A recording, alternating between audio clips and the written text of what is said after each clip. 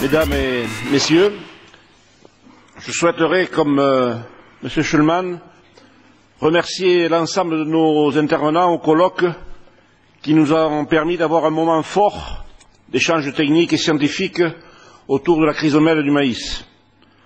Nous avons pu mesurer au cours de cette journée que ce ravageur, déjà installé dans de nombreux pays, est source d'inquiétude pour les producteurs de maïs en ce qui concerne sa nuisibilité pour la culture, pouvant même remettre en cause la rentabilité des exploitations agricoles.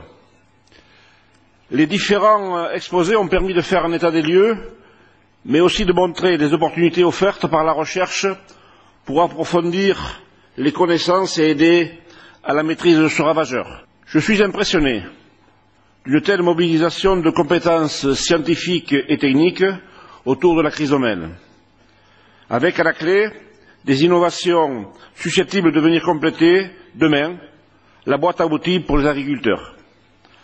L'ensemble des interventions montre que les agriculteurs doivent disposer d'une palette de solutions qui devront être adaptées en fonction du contexte agropédoclimatique et des impératifs économiques des exploitations. Malgré les craintes que nous avions au sujet de la nuisibilité de ce ravageur lors de son implantation en Europe, il est clair aujourd'hui que la production de maïs est toujours possible malgré la présence de l'insecte. Elle est possible en particulier grâce à des adaptations des itinéraires techniques jouant sur plusieurs leviers de maîtrise et sur des outils de pilotage qui ont été largement présentés aujourd'hui. L'expérience des différents pays, malgré les moyens de lutte déployés, montre que l'installation de l'insecte dans de nouvelles zones indemnes est inéluctable. Mais par contre, la maîtrise des populations est tout à fait possible pour maintenir des niveaux limités de dégâts compatibles avec la production de maïs rentable, mais en faisant appel à une grande diversité de solutions techniques.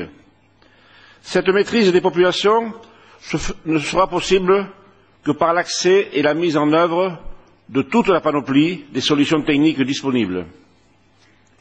Les témoignages de la journée démontrent que l'efficacité des dispositifs de pilotage et de maîtrise des populations de chrysomèle ne pourra se faire que par la mobilisation et la coordination de tous les acteurs concernés.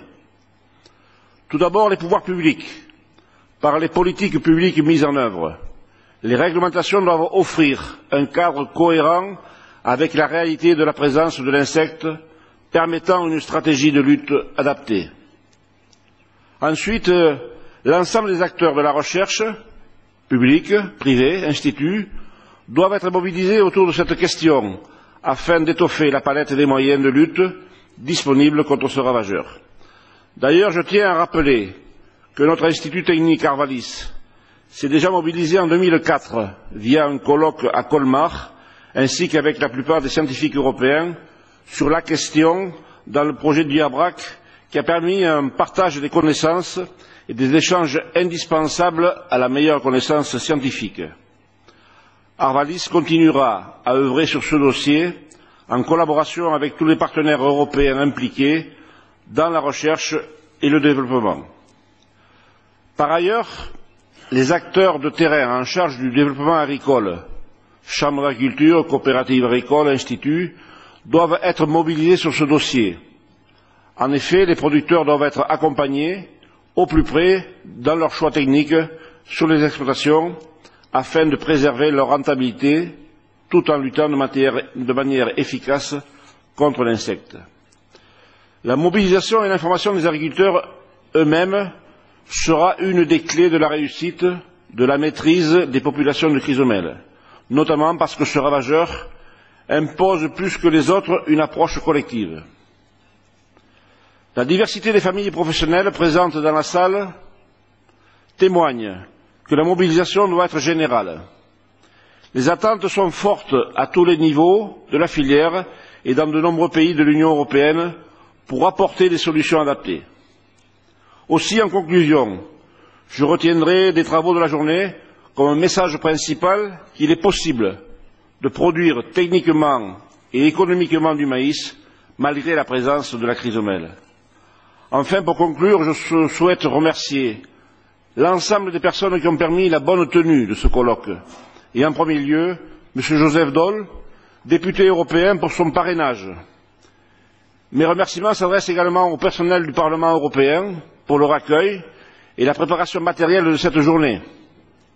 Un grand merci aux organisateurs de ce colloque, l'Institut technique Arvalis et les partenaires de l'organisation, la CEPM et le COPA-COGECA. Je souhaite que ce colloque soit utile à tous pour faire évoluer les connaissances, mais aussi pour réfléchir à la gestion plus appropriée de ce ravageur et à son évolution dans le temps. Merci à tous et bon retour.